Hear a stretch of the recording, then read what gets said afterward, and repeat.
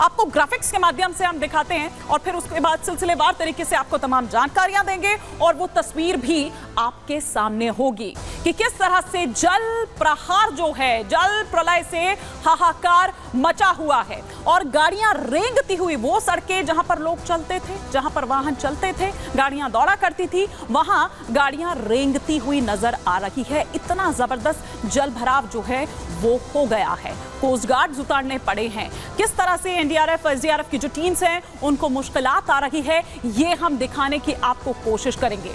गुजरात में सबसे ज्यादा हाल बेहाल है। क्यों आखिर गुजरात से इस तरह की तस्वीरें निकलकर आ रही है, आइए उस पर भी करेंगे बात।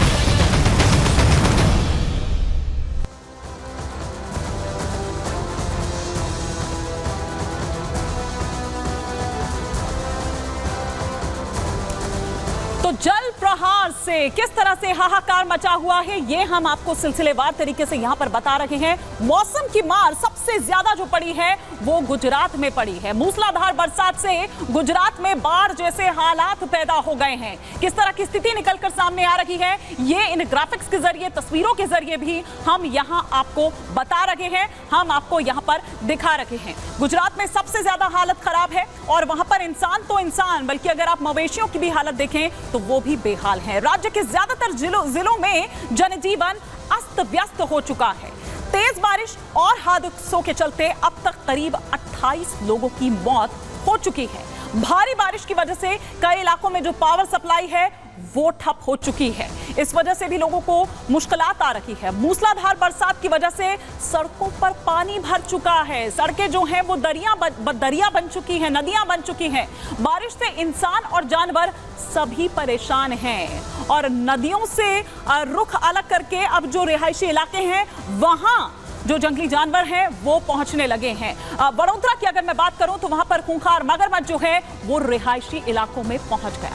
कभी छत पर नजर आता है तो कभी लोगों के दरवाजे पर खड़ा दस्तक देता हुआ नजर आता है। पिछले 48 घंटे से अगर बात करें तो लगातार जो बरसात है मूसलाधार वो हो रही है और इस वजह से राजकोट टापू बन चुका है। गुजरात के अलग अलग इलाकों से, अलग अलग जिलों से ये हाल निकलकर सामने आ रहा है।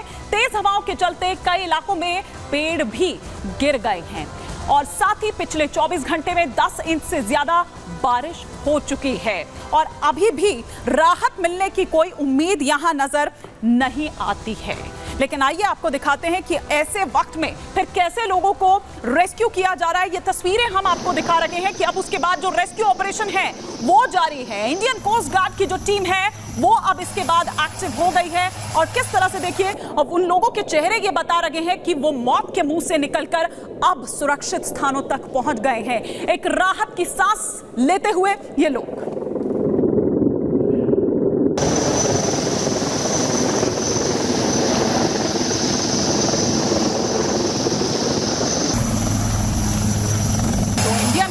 कोस्ट गार्ड की जो टीम है वो भी एक्टिव हो गई है और उनके चेहरे पर वो सुकून बता रहा है कि अब वो मौत के मुंह से निकलकर सुरक्षित स्थान तक पहुंच गए हैं। तो ये तस्वीर हमने आपको दिखाई गुजरात की कि किस तरह से उन लोगों को वहां से रेस्क्यू किया जा रहा है। अब गुजरात के नाडिया की तस्वीर जो है वो हम आपको दिखा रहे हैं। आप देखिए लोग यहां से निकल रहे हैं, कमर कमर तक पानी भरा हुआ है। लोगों को एक जगह से दूसरी जगह जाने में कितना मुश्किलों का सामना करना पड़ रहा है। अब यहाँ पर छोटे छोटे बच्चे जो हैं उनको भी रेस्क्यू किया गया और वो देखिए वो गोद में, मेरे ख्याल से वो तो कुछ ही दिनों का बच्चा होगा जो वहां पर नजर आ रहा है। कमर कमर तक पानी भरा हुआ है। लोग अपने घरों को छोड़कर अब जाए भी तो वहां कैसे जाए।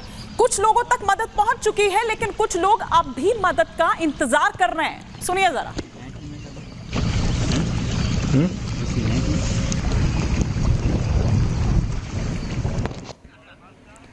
तो देखा आपने कि किस तरह से वो जो जिंदगियां हैं उनको बचाने की यहाँ पर जो कवायद है, जो मशक्कत है, वो यहाँ पर की जा रही है। छोटे छोटे बच्चे जो हैं, महिलाएं जो हैं, उनको प्रायोरिटी पर रखा गया है और कोशिश ये है कि उनको पहले सुरक्षित स्थानों तक पहुंचा दिया जाए। जो भी निचले इलाके हैं वो खाली करा दिए गए हैं। अब यहाँ हम आपको दिखा रहे हैं कि रेस्क्यू का जिम्मा उठाते जो जवान हैं, एसडीआरएफ के जवान, एनडीआरएफ के जवान जो हैं, वो वहां पर तैनात नजर आ रहे हैं। हम आपको ये भी बता रहे थे, थोड़ी देर पहले आपने वो तस्वीरें देखी कि किस तरह से जो इंडियन कोस्ट गार्ड्स हैं वो भी एक्टिव हो गए हैं। जिस तरह के हालात गुजरात में इस वक्त देखने को मिल रहे हैं, हाल बेहाल वहां पर है और मौसम विभाग की ओर से भी जो अलर्ट है वो जारी किया गया है, कैटेगराइज किया गया है तमाम अलग अलग इलाकों को और वहां उनको ऑरेंज अलर्ट पर, रेड अलर्ट पर, येलो अलर्ट पर उन इलाकों को रखा गया है। लेकिन रेस्क्यू की तस्वीरें भी हम आपको दिखा रहे हैं। रेस्क्यू में मुश्किलात इसलिए भी आ रही है क्योंकि मौसम लगातार खराब है। ये भारतीय वायुसेना, ये उन जवानों को हम यहां पर आपको दिखा रहे हैं, बता रहे हैं जिन्होंने जिम्मा संभाला हुआ है। भारतीय तट रक्षक बल की अगर बात करें तो इनके कांधों पर वो जिम्मेदारी है, इनके कांधों पर वो जिम्मेदारी है।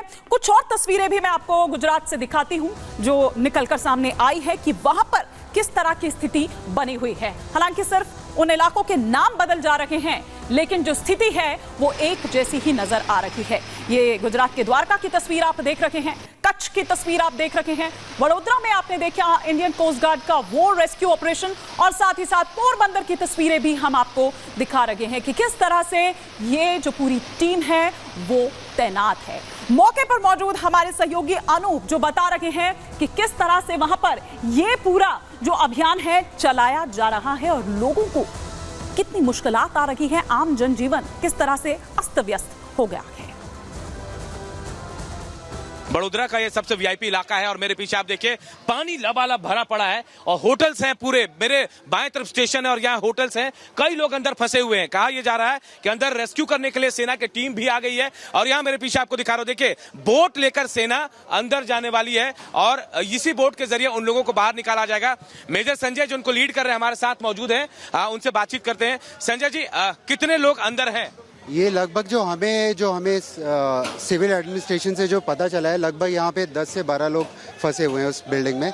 जो सूरज प्लाजा करके एक बिल्डिंग है जिसमें 2 दिन से लगभग कुछ लोग फंसे हुए हैं। वाटर लेवल अभी थोड़ा कम हो गया है लेकिन वो इतना कम नहीं हुआ है कि वो नीचे अपने आप से आ सके। आप लोगों को खाना वाना भी दे रहे हैं, कुछ ऐसी व्यवस्था की आप लोग? यस, हमारे पास वाटर पैकेजेस, वाटर बॉटल्स हैं, पैकेज वाटर है, इसके अलावा फूड पैकेट्स हैं हमारे पास, वो भी हम उनको जाके डिस्ट्रीब्यूट करेंगे और यहाँ आके रेस्क्यू देंगे।